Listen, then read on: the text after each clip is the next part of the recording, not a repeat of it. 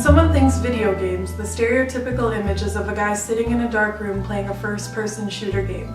In reality, video games offer so much more than that, and gaming itself has become a culture. As gamer culture has expanded, certain aspects have emerged as troubling.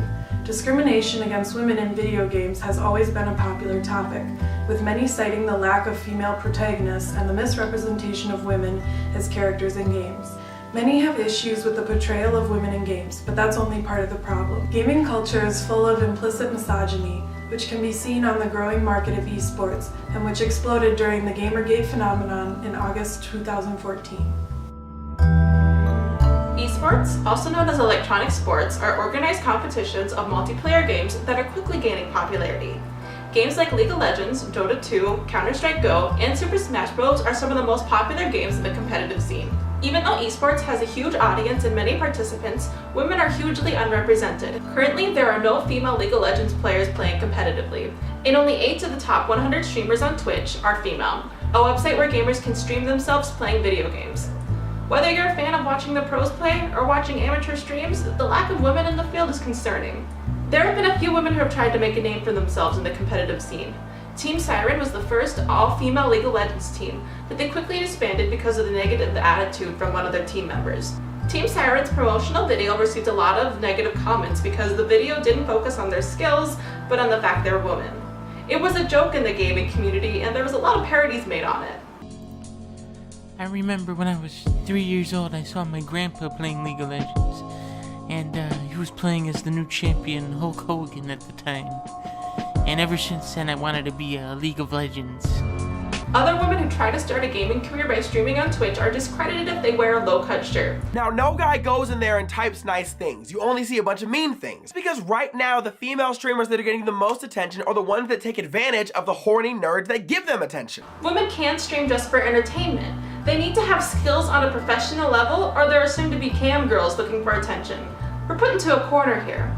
Many factors help explain why women are so unrepresented, but the two main factors are marketing strategies and harassment. Esports is a new and growing market for advertisers, but these advertisers are only targeting a narrow demographic, young, affluent males. Because esports are being advertised to this demographic, women don't find esports as interesting because the advertisements aren't aimed at them. Large companies don't plan on changing their target audience anytime soon either. Because esports are still growing in popularity, the companies continue to reach new customers, even if they don't change the target of their advertisements. In addition to esports being pushed on males and not females, females also frequently face misogynistic harassments while playing esports. Females can either hide their gender online or reveal it. If they hide their gender, it is assumed that the player is male. Let's be honest, it's actually totally normal to be harassed while playing League of Legends. If you don't get called a feeder at least once, you're playing the game wrong. However, these insults are usually focused on your skills or your lack thereof.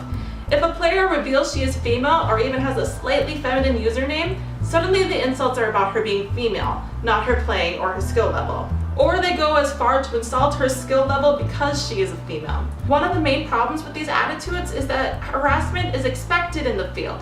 It's apparently a part of gaming culture to be harassed. Instances of harassment in esports are just one example of a growing problem in both gaming culture and industry. One of the largest and most prominent instances of systematic targeting and abuse was the Gamergate phenomenon that started in August 2014. It was traced back to a blog post by the ex-boyfriend of Depression Quest developer Zoe Quinn, in which she accused her of cheating on him to get a good review from Nathan Grayson, a Kotaku journalist. The movement gained traction on Twitter, using the argument of fighting for ethics in games journalism as a cover for legitimacy. However, from the tactics used, it is clear that the movement was based completely on the misogyny present in gaming culture, and the violent opposition to change suggested by feminist critique. Harassment extended to anyone who stood up against Gamergate. However, men who stood up against it faced significantly fewer violent threats and tweets directed at them. This was not an isolated incident, as women have continually been attacked and harassed, but was the first incident to gain widespread coverage in outlets such as the New York Times, the Colbert Report, and even a kind of terrible episode of Law & Order. Anita Sarkeesian has been facing attacks for years for her feminist frequency videos on topics of representation in women in video games and in media. Escalated by the frenzy of an anonymous mob The attacks and threats grew more violent, and she, Zoe Quinn, as well as developer Brianna Wu, were forced to leave their homes out of concern for their safety. After voicing her opinions against the action of Gamergate, Felicia Day had also had her personal information released. These threats continued, with Anita Sarkeesian forced to cancel her appearance at Utah State University due to bomb threats, and Brianna Wu canceling her company's PAX East panel due to concerns for the safety of her employees. Games such as Depression Quest, Gone Home, or Revolution 60 provide great insights and stimulate discussions into new and different topics. As a form of media, video games can be used to convey new ideas and should not be confined to any specific accepted form. The definition of the term gamer as only a male who dedicates a significant amount of time to playing a select set of games is incredibly problematic and discriminatory. An easy way to counter the unwelcoming environment of esports is to create a separate league exclusively for women. The hope is that this would increase female participation in esports, as it would create a more welcoming environment, would eliminate the harassment directed exclusively at female gamers, and would encourage advertisers and sponsors to market to a female demographic as well. If female gamers became the norm instead of the minority, misogynistic attitudes would be less accepted, and would hopefully prevent events like Gamergate from reoccurring. Another way to combat the misogyny present in gaming culture is to take online harassment more seriously. Law enforcement needs a policy to follow when dealing with online threats, and it needs technologically literate employees who are familiar with internet culture. It's not enough to just stay off the computer when you make your living developing games. A few individuals were able to harass and threaten numerous people during Gamergate and misrepresent gamers everywhere because of the anonymity of the internet and because there was no consequences for their actions. It seems like an obvious point, but online harassment needs to be taken seriously. Fellow gamers need to start calling out the trolls, and the community in general needs to make it unacceptable to threaten other gamers. If the majority of gamers just stand by and let it happen, the toxic minority wins.